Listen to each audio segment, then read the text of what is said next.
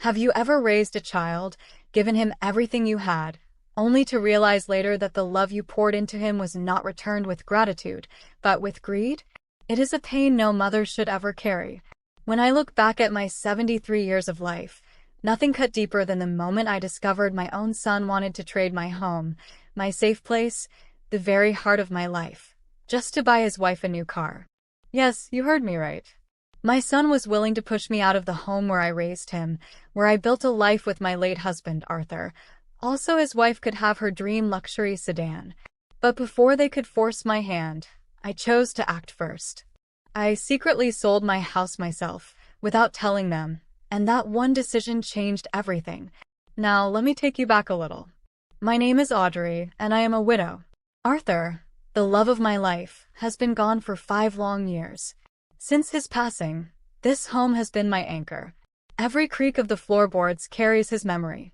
The rose garden out back still whispers the day he knelt down to propose. My son, Noah, took his first steps right here in the living room. For nearly 5 decades, this house wasn't just where I lived. It was where my heart lived. So tell me, how do you think it feels when your only child looks at all of that, not as love, not as heritage, not as sacrifice, but as quick money? How do you think it feels when your very child pushes you to sell your life's foundation just so his wife can drive something shiny and new? It feels like betrayal in its purest form. But I wasn't ready to let them win. I may be 73, but I am not weak. I may walk a little slower, but my spirit still knows how to stand tall. They thought I would cave under pressure, but I had a surprise waiting for them. They thought they would sell my house out from under me, but I sold it first, on my terms in my own way, and without their greedy hands touching a single cent. Before I tell you every detail of how I managed it, let me pause for a moment. Because you, my dear listener, matter to me too. You may not know me personally, but if you are here watching this, you are part of my story today. So I want to take a moment to pray for you. I pray for your health, that your body stays strong in your 60s, 70s, 80s, and beyond. I pray for your peace of mind, because I know how heavy loneliness can feel when nights are quiet and the world seems to move faster without you. And I pray that no child of yours ever treats you the way mine treated me, that instead of betrayal, you are met with respect, love, and kindness. May you never feel unwanted in the very life you built with your own hands. Please take a second to subscribe to this channel, so you don't miss these stories that carry lessons straight from life itself. And tell me in the comments where in the world you are watching from, because I would love to know where my voice is reaching today. This story isn't just about me. It is about standing tall when life tries to push you down. It is about finding strength even when your own family betrays you. And it begins, as most storms do, not with thunder, but with whispers that grew into demands. Let me take you inside my home, into the very heart of my life, where this betrayal began. This house was more than a roof over my head. It was where my life unfolded, where my dreams took shape, where every corner carried a memory. When I sat in the study, I could still smell the faint trace of Arthur's pipe tobacco, as if time itself refused to let go of him. In the garden, roses bloomed just the way he loved them, and I remembered the day he asked me to be his wife, his hands trembling as he slid the ring on my finger. For almost 5 decades, these walls held not just my belongings, but my story. I watched Noah grow up here, chasing toy cars through the hallway, sneaking cookies from the kitchen, learning to ride his first bicycle in the front yard while Arthur cheered him on. Christmas mornings, Thanksgiving dinners, Sunday afternoons spent in laughter. Every detail was preserved in this home like chapters in a book. When Arthur passed 5 years ago, the silence in the evenings hit me harder than I expected. Suddenly, the home felt too large, yet I clung to it because it was the only piece of him I still had. Living alone at 73 isn't simple. Bills seemed heavier, taxes rose each year, and every winter brought some new repair. A rattling furnace, a leaking faucet, a window that whistled when the wind blew. I managed, sometimes with difficulty, but I managed because I refused to let go. I never complained to Noah. He would call now and then, usually short conversations filled with updates about work or Cynthia's busy schedule. "Everything okay, Mom?" he'd ask quickly, as if waiting to hang up. I always said, "I'm fine, dear. Just fine." I couldn't bear the thought of being seen as a burden. But during one Sunday visit, I began to sense a change. Cynthia sat across from me in the living room, her handbag resting like a crown on my side table, her eyes moving over the room with quiet judgment. She glanced at the old armchair Arthur loved and the heavy curtains that had hung for years. Her lips curled ever so slightly before she spoke. "This house is just too big for one person, Audrey," she said in her polished tone. "All this space, all this work, surely it's too much for you now." I smiled politely. "It's my home, dear. I've managed for years, and I still can." Noah chimed in, his voice firmer. "She's right, Mom. Think about how much money you're pouring into this place. You could sell it, move somewhere smaller. Put some money away for yourself. Maybe even travel a little." Travel? At my age? With my health? The very idea felt absurd. But I didn't argue. I only said, "I'm happy here, Noah. I can take care of myself." That should have ended it, but it didn't. It was only the beginning. Over the weeks that followed, I noticed their visits carried a new pattern. Cynthia always came with her phone in hand, her screen glowing with photos of sleek condominiums. She would hold it up to me with a rehearsed smile. "Look at this one, Audrey. Floor-to-ceiling windows. No lawn to worry about. No old pipes to replace. Perfect for someone your age." Her words stung. Someone my age? As if a birthday number erased the decades of strength and responsibility I carried. I would nod politely, but inside my heart clenched. Those condos looked cold to me. Steel, glass, and nothing of the warmth that made a house a home. Noah followed her lead. "Mom, just think about it. You'd be safer, closer to hospitals. No more heavy bills. You could relax without worry." Relax without worry? They didn't understand. This house was not a burden to me. It was the last piece of Arthur I had left. Selling it felt like erasing him. But each time they came, their suggestions grew firmer, their words sharper. Then came the day that tested me most. I was reaching for an old book on the highest shelf of the study. My hand slipped, and I tumbled backward, hitting the floor with a dull ache across my hip. For a moment, I couldn't move. The silence around me roared in my ears, and I thought of Arthur, how he would have rushed in to lift me. I sat there for what felt like hours, tears pricking my eyes, not just from the pain but from the loneliness of it all. When I finally managed to stand, I brushed myself off and told myself it was nothing. But that night, I called Noah. I spoke lightly, downplaying it. "Just a small bruise, dear. Nothing to worry about." He was at my door within the hour, Cynthia trailing behind with her arms crossed. Noah's face carried a mixture of concern and something else, something sharper. "See, Mom? This is exactly what I've been telling you. What if it had been worse? You can't stay here alone." Cynthia added quickly, "And right now the market is hot. You could get top dollar for this place. Use the money for a smaller home, or better yet, secure yourself a spot in a community where you'll never be alone." Her words weren't comforting. They were an argument, carefully framed, like she had practiced it. To her, my fall was not my misfortune. It was her opportunity. I sat there listening, nodding quietly, but my chest tightened with dread. I knew then that their interest wasn't just my safety. I saw it in Cynthia's eyes, a glimmer of eagerness that had nothing to do with love for me. My home wasn't a sanctuary in their minds. It was money waiting to be claimed. That night, as I lay in bed staring at the ceiling, my bruise throbbing, I whispered into the dark, "Arthur, what would you have me do?" The real blow came during a dinner at my own table. I had cooked roast chicken, mashed potatoes, and green beans, Arthur's favorite meal. I thought maybe sharing a warm supper would soften the tension between us. But instead, it opened my eyes to the truth I had been avoiding. Cynthia had poured herself a glass of wine, her cheeks flushed as she leaned across the table. "Audrey," she began sweetly, though her eyes told a different story, "Noah and I have been talking. With the equity in this house, we could really make something happen. A bigger place for us and maybe even the car I've been dreaming about." Her words sliced through me like a knife. "A car? My home, my life's work, my memories, my husband's legacy, reduced to a car payment?" I stared at her, fork frozen halfway to my mouth. For a moment, The room went quiet except for the ticking clock on the wall. Noah, perhaps realizing what Cynthia had revealed, tried to soften it. "It's just an idea, Mom. You know Cynthia has always wanted that sedan, and this house would give us the freedom to finally make it happen." That was the moment the truth landed. Their concern wasn't about me tripping in the hallway or struggling with repairs. Their concern was about money. My house wasn't a home to them.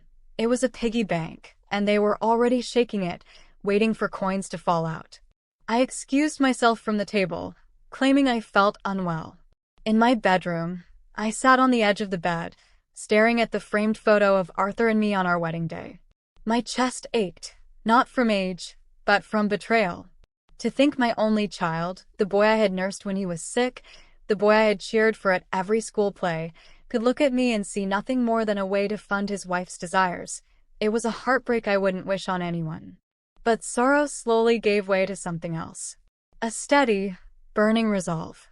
If they thought I was a helpless old woman waiting to be moved around like furniture, they were wrong. I may be 73, but my mind is sharp and my spirit is strong. They wanted to treat me like I didn't matter, but I would show them I mattered more than they ever imagined. That night, I lay awake, listening to the familiar creaks of my house. I realized I had two choices: sit quietly while they pushed me out, or stand up and protect what Arthur and I had built with our bare hands. My decision was made. Before I move on, let me ask you, dear listener, have you ever seen greed split a family apart? Have you ever watched people you love value money more than loyalty? If you have, I invite you to share your story in the comments below. Sometimes telling it out loud is the first step to healing. And if you haven't, count it as a blessing. May you never face what I faced across that dinner table. That night after dinner, as I sat in my bedroom staring at the photo of Arthur, an idea took root. If Noah and Cynthia thought they could corner me, I would have to find my own way out. I knew I couldn't confront them yet. Their voices were too loud, and mine was too easy for them to dismiss. But what they didn't realize was that age had given me patience, and patience can be the sharpest weapon of all. So I turned to the one tool I had rarely used before, my laptop. Noah had given it to me years ago, saying it would help me stay connected. Most of the time, I only used it for small things, reading the news, emailing an old friend. But now it has become my secret weapon. Each night, with a cup of tea by my side, I sat in the quiet study and began searching. How to sell a house privately, real estate cash offers, quick home sales without family involvement. At first, the information overwhelmed me. Legal words, contracts, tax implications. It all felt like a maze. But the more I read, the clearer it became. Selling quietly was possible. I didn't need to announce it to anyone. I just needed the right person to help me. That was when I came across Brenda Davies. Her profile stood out from the endless faces of real estate agents smiling at the camera.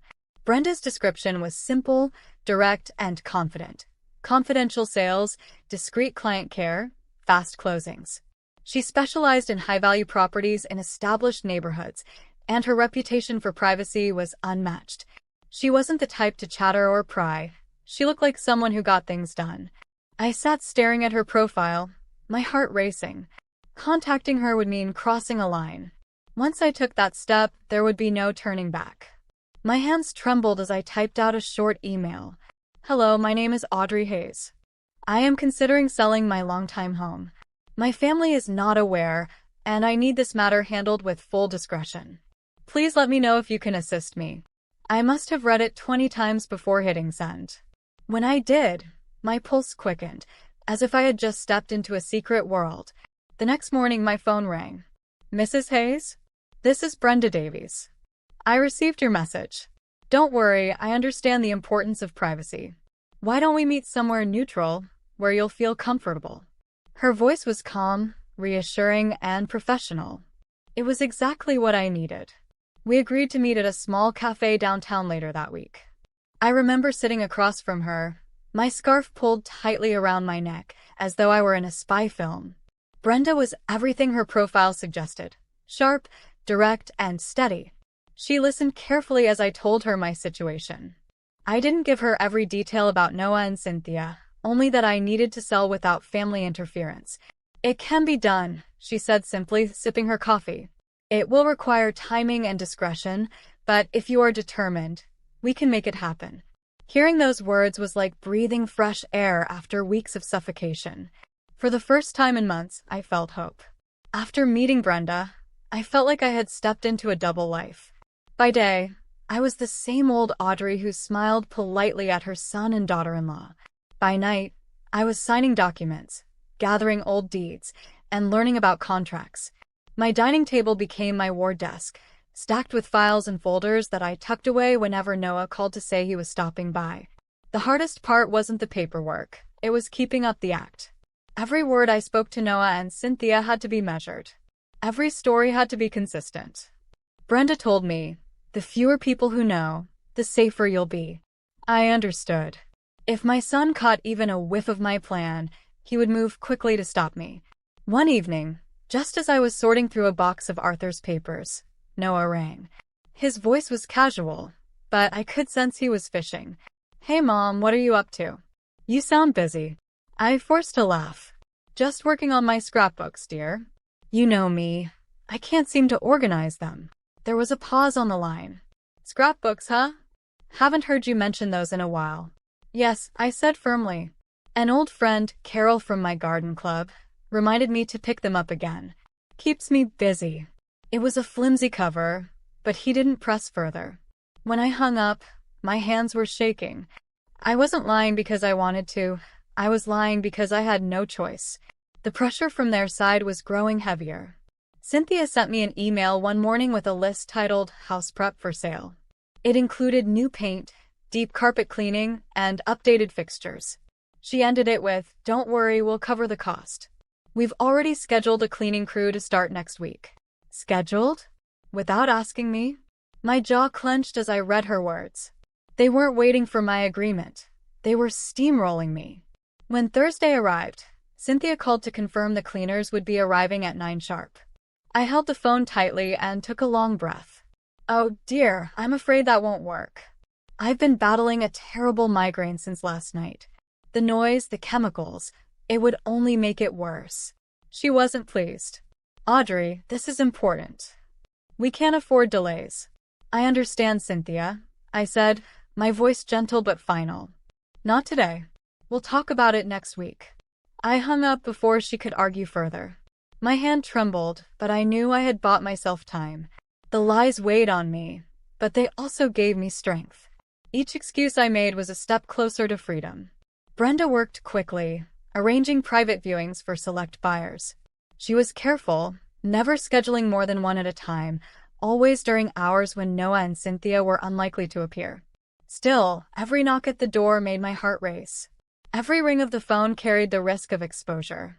There were nights I lay awake, staring at the ceiling, wondering if I was doing the right thing.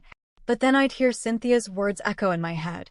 With the equity in this house, we could really make that dream car happen. And my resolve hardened again. I wasn't just protecting my house. I was protecting my dignity. One afternoon, Brenda called with a tone of quiet excitement. Audrey, I found someone I think you'll like. She's private, serious, and she values homes with character. Would you be open to a discreet viewing? My stomach nodded. This was it, the moment I'd been working toward. I agreed, and we set the appointment for the following day. When Brenda arrived with the woman, I pretended to fuss with a cookbook in the kitchen. From where I stood, I could hear their voices drifting through the rooms. Oh, the light in this sunroom is marvelous, the woman said warmly. And the woodwork, it reminds me of my grandmother's house. So much history here. Her name was Ms. Henderson. She wasn't talking about renovations or flipping the place for profit. She was seeing what I saw, a home filled with life, not just a property. As her footsteps moved from room to room, a strange comfort washed over me. If I had to let go, at least it would be to someone who would cherish it. Later that evening, Brenda phoned again. Audrey, she's made an offer. A cash offer well above asking. And she's willing to close in 2 weeks. No contingencies. 2 weeks. My heart pounded. That was fast. Too fast, perhaps. But I knew it was now or never. Let's do it, I whispered, signing the papers with a trembling hand. The moment the ink dried, I felt both lighter and heavier all at once. Lighter because I had secured my future without Noah or Cynthia touching us, and heavier because I now carried a secret that would eventually come crashing into their plans. For the next few days, I walked through the house differently. Each room felt both familiar and foreign. The armchair where Arthur used to read, the faded rug we bought on a road trip, the fireplace that had warmed countless winter evenings. I touched them all, knowing my time with them was ending. Meanwhile, Noah and Cynthia continued their pressure, unaware of what I had done. Noah called one night, his voice full of enthusiasm. "Mom, we're going to the dealership this weekend. Cynthia wants to see the Acura in person. Just wait until you see it. It's her dream." I smiled into the phone, though my lips trembled. "That sounds wonderful, dear. I hope you enjoy yourselves." He hung up, cheerful, while I sat in silence with a private victory swelling inside me. They thought they were about to win. They thought they could push me into giving up my home for their desires. But the truth was, I had already closed the deal. The money was secure in an account with my name alone. Did I feel guilty? Perhaps a little. But more than guilt, I felt vindicated. For too long, I had been treated like a weak voice in my own life. Now, I was the one holding the cards. Before we move forward, let me ask you, dear listener, if you were in my shoes, what would you have done? Would you have kept the secret until the end, like I did, or would you have confronted them directly the moment you discovered their true intentions? Tell me in the comments. I want to know how you would have handled such betrayal. Because sometimes, survival doesn't look like a fight in the open. Sometimes, it looks like a quiet plan carried out in the shadows, a plan that no one sees coming until it is far too late. The knock on my door came on a Saturday morning, sharp and confident, as though the person on the other side already believed the house was theirs. I opened it to find Noah standing there with a stack of folders under his arm. Beside him, Cynthia wore her usual tight smile, her eyes darting around like a hunter surveying prey. Behind them stood a stranger in a crisp suit, holding a glossy brochure that screamed real estate agent. "Hi, Mum," Noah said too brightly. "We have a surprise for you." I stepped aside and let them in.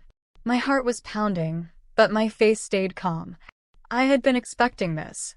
The three of them settled at my kitchen table. Noah spread his folders across the surface with a practiced motion, like a salesman ready to close a deal. "Mom, we've been thinking about your future. It's time to make a change. This house is just too much for you. We found someone to help." He gestured toward the stranger. "This is Mr. Harrison, one of the top agents in the area." Cynthia leaned forward, her voice coated in sugar, but her tone sharp enough to cut glass. "We've even had the house appraised, Audrey. The timing couldn't be better. With the money from this sale, you can move into a wonderful assisted living community. No more stress, no more repairs. Everything is taken care of for you." I raised an eyebrow. "You've already had my home appraised?" "Without telling me." Cynthia didn't flinch. "We only want what's best for you. This place is dangerous for someone your age. You already had one fall, remember? We're thinking of your safety." Noah chimed in quickly, his voice rehearsed. "Exactly. This way you won't have to worry about anything. You'll be secure, and you'll have company around you all the time." I folded my hands on the table and let their words hang in the air. Company or control? For a brief moment, Noah's eyes flickered with unease. Cynthia, however, pressed harder. "Audrey, you should be grateful. We're putting in all this effort for you. Honestly, most parents would be happy to have children who care this much." Her words were the final straw. Grateful? They expected me to thank them for planning my life without my permission, for stripping me of my home and pushing me into a facility like an unwanted package? My blood boiled, but I didn't raise my voice. I didn't need to. Instead, I looked directly at Noah. "Tell me something, son. How much of this plan is about my safety, and how much is about the Acura you and Cynthia were admiring at the dealership last weekend?" The room went silent. Noah's face turned pale. Cynthia's mask cracked, fury flashing in her eyes. "How do you know about that?" she hissed. I leaned back in my chair, steady as stone. Mothers know more than their children think. "I may be old, but I'm not blind. You weren't planning this for me. You were planning it for yourselves. For your bigger house. For your car. For your comfort at the cost of my dignity. Noah shifted uncomfortably, unable to meet my gaze. Mom, that's not fair. We never. You never said it outright. I cut in, my voice sharper now. But your actions said enough. You were ready to trade my lifetime of memories for leather seats and a shiny emblem on a car. And you thought I wouldn't notice. Cynthia slammed her hand on the table. This is ridiculous. We're trying to help you, Audrey. You can't live here forever. Sooner or later, you'll need more care, and you'll regret not listening to us. I let her words echo for a moment. Then I stood, walked slowly to the counter, and picked up a folded document I had placed there the night before. My heart raced, but my voice stayed calm. You're right about one thing, Cynthia. I can't live here forever, which is why I've already taken care of it. I held the folded document high enough for both of them to see. My hand no longer trembled. It was steady, as though Arthur himself stood beside me. You wanted me to sell this house? I said slowly. Well, I already did. The words dropped like stones into water, sending shockwaves through the room. Noah's mouth fell open, his eyes wide with disbelief. Cynthia froze, then lurched forward as if she hadn't heard me correctly. What did you say? She snapped. I said the house is no longer mine, I repeated, my voice firm. The sale was finalized 2 days ago. The funds have already been wired to my account. While you were at the dealership gawking at that Acura, I was signing the papers. Noah staggered back, dropping the folder he had been clutching. Pages scattered across the floor like confetti at a funeral. He stared at me as though I were a stranger. You sold it? Without telling us. Yes, I answered. Because it was mine to sell. Mine and Arthur's. Not yours. Cynthia's face twisted into rage. Her voice rose to a shrill pitch. How dare you? We had plans, Audrey. We lined everything up. The appraisal, the upgrades, the agent. You ruined everything. I turned to her with a calm she couldn't match.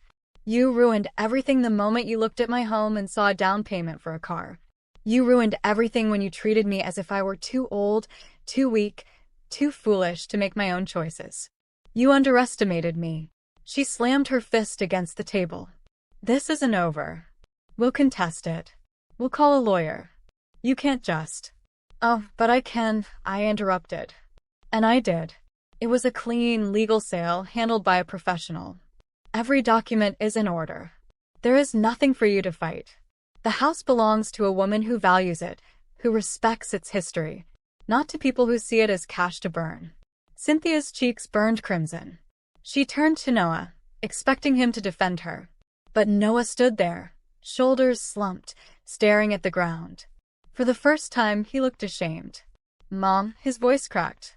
How could you do this to me? The pain in his words pierced me. But it wasn't the pain of a betrayed son.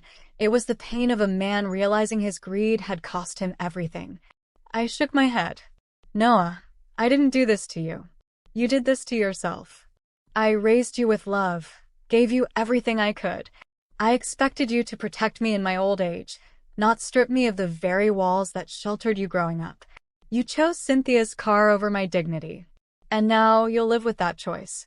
Tears pricked his eyes, but he said nothing. Cynthia, however, wasn't finished. She leaned across the table, her words venomous. You deceitful old woman. You think this makes you clever? You think you've won? All you've done is doom yourself to loneliness. Don't come crawling to us when you regret it. I straightened my back and slid the signed papers into a drawer. Loneliness I can live with. Betrayal I cannot. This house is gone, and with it, your plans. I may be moving into something smaller, but I'm moving with my head held high. For the first time in years, I am in control of my life again. The silence that followed was heavier than any shouting match. Mr. Harrison, the agent they had dragged along, mumbled something about another appointment and slipped out the door. Noah stood quietly, torn between his wife's fury and his mother's strength. Cynthia glared at me one last time, her chest heaving, before she grabbed Noah's arm. Let's go, she spat. There's nothing left here for us. They stormed out, slamming the door behind them.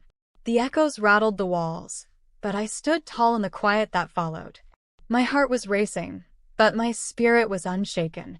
They had come to strip me of everything, and instead, they left humiliated, empty-handed, and defeated. I walked back to the kitchen window and looked out at the maple tree swaying gently in the autumn breeze. For the first time in months, the silence in my home wasn't heavy. It was peaceful, because I knew I had won, not with screaming, not with begging, but with a choice they never saw coming. Arthur would have been proud. The 2 days that followed their outburst were a blur of boxes and quiet goodbyes. Movers, arranged through Brenda's trusted network, handled everything swiftly. I had chosen carefully what to take with me: Arthur's old pipe, my mother's locket, a photo album thick with decades of life, and a few small pieces of furniture that felt like extensions of my heart. Every time the men lifted another box, I walked through the rooms, touching the walls as if to thank them. The study where Arthur once worked late into the night, the hallway where Noah's laughter once bounced, the garden where roses still bloomed. It was all leaving my possession, but not my memory. I won't deny that tears stung my eyes when I stepped out for the final time. Closing that front door, knowing I'd never open it again, was like closing a chapter of my life.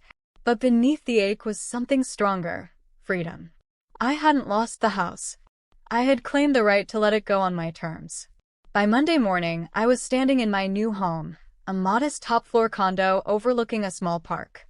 No creaking floorboards, no endless repairs, no heavy taxes. For the first time in years, I could breathe without worry. I unpacked slowly, arranging my treasures in their new places. My locket rested on the nightstand, Arthur's pipe found its spot on a shelf, and my photo album sat ready to be opened whenever I wanted to revisit my past. The condo was smaller, yes, but it was mine. Every inch of it was chosen, not forced. A kitchen I could manage without strain, a living room bright with natural light, a balcony where I could sip tea while watching the leaves change color. For once, I didn't feel burdened. I felt light. Soon, my days found a rhythm. I registered for a watercolor class at the community center, something I had always wanted to try. I began volunteering at a small charity shop nearby, sorting clothes and chatting with people who carried kindness instead of greed. Evenings no longer echoed with silence. They hummed with purpose. It wasn't just about the condo. It was about the life that came with it. I wasn't trapped in the past anymore. I was free to build a future, however many years I had left. As I settled in, I realized something important. Sometimes, the bravest act is letting go of what weighs you down, even if it once felt impossible to release. Of course, peace didn't come without interruption. Within a week of moving, Noah began sending messages. At first, they were sharp, filled with anger. "I can't believe you did this without us. How could you betray your own family?" I read them in silence, refusing to reply. A few days later, the tone shifted. His words grew softer, almost pleading. "Mom, can we meet? I just want to talk. Please, let's make this right." But I knew better. He wasn't reaching out to mend our bond. He was reaching out to see what he could still gain.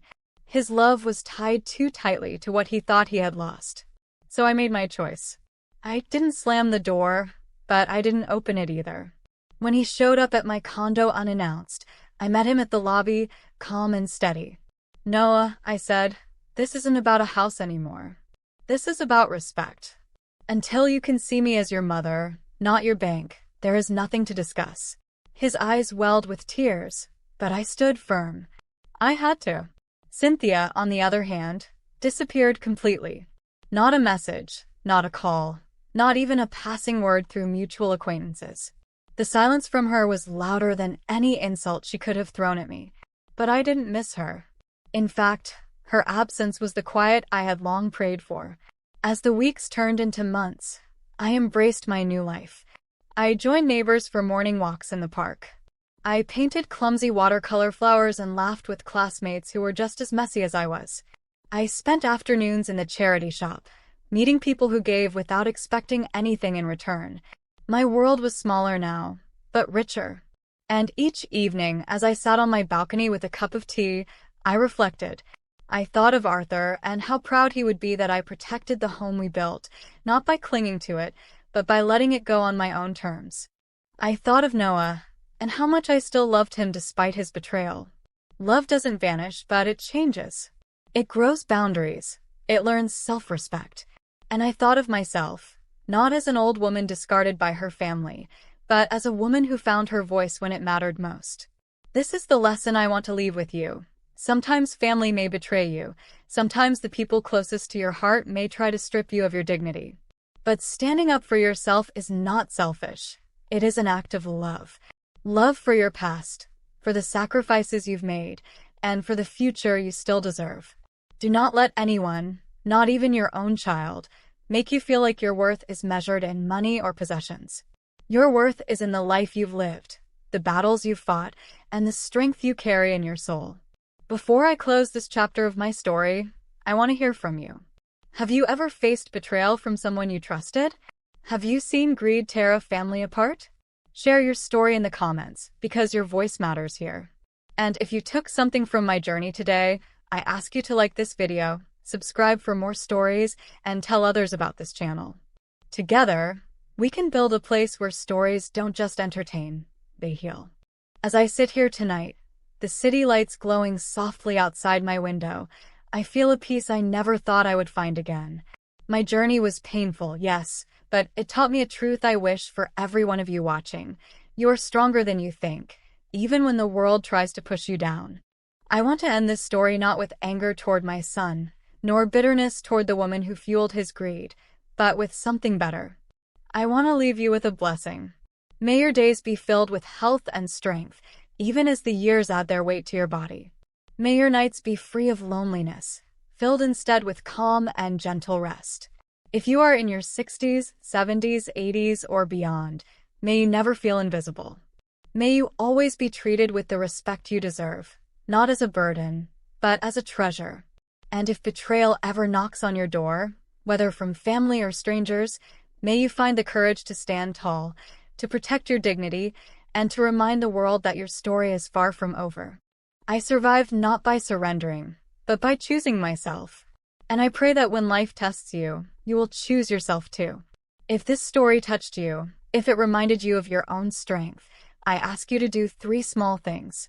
Subscribe to this channel so you never miss another story of resilience and lessons learned. Like this video because your support helps keep these stories alive. Share in the comments what lesson you are walking away with tonight. Did this story remind you of something you faced?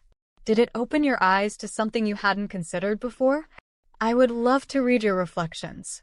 From my heart to yours, thank you for being here with me, for listening, for caring. This isn't just a channel, it's a community.